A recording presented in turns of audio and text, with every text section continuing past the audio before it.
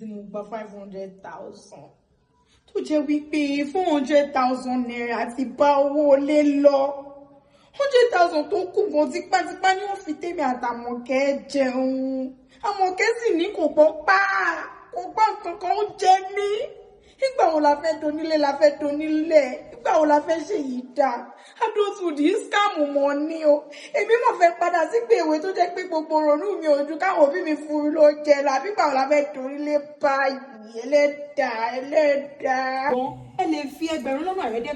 ẹ lè fi ra ìfọ̀kànbalẹ̀ tí mò ń sọ ni pé ẹ lè fi lọ ra ilẹ̀ lọ́wọ́ Olúwakẹ́mi IW Realty tẹ́yìn bá ti débẹ̀ ẹ sọ yín tó wà lọ́wọ́ yín wọ́n talẹ̀ fún yín tó jẹ́ pé ilẹ̀ òun gan gbà tẹ́ẹ̀bọ̀ kọ́lé sípa ẹ̀yìn àtàwọn lọ́balọ́ba ìjòyè ẹ̀jọ̀ wọn fi gbàgbàgà ni gbogbo ariwo tẹ̀ ń pa ìkólé rán kankan ẹ jẹ́ ní sùúrù kẹjẹ́ kí n ṣàlàyé ẹ jẹ́ kí n sọ fún yín àwọn estate bíi mẹ́rin kan wà tí wọ́n ti ń kalẹ̀ lọ́wọ́ tó jẹ́ pé tẹ́ bá ti rà báyìí ẹ̀yin gan ẹ ti upgrade nù ọ̀nà tó dáa kò sí pọ̀kadà ń gbé yín ṣubú mọ́tò yín bàjẹ́ lẹ́yìn ó ń bàjẹ́ lọ́la kò sí pómi ń wọnú ilé yín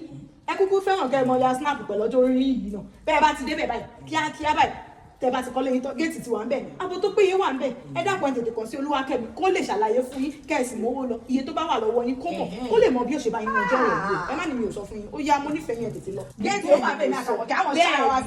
ṣáà sí Instagram ó ti dá yàtọ̀ sí géètì tí ẹ fi géètì lẹ̀ ààbò tó péye tún wà ń bẹ̀ kò sí wípé bí bá bọ̀ kádà ó gbé ìṣubú ìlà lápá kò sì sí wípé kò sáàbò tó péye ń bẹ̀ bẹ́ẹ̀ ni mo sọ bẹ́ẹ̀ ni owó tó pé inú wọn jù bébí bá bá débẹ̀ láàjọ sọ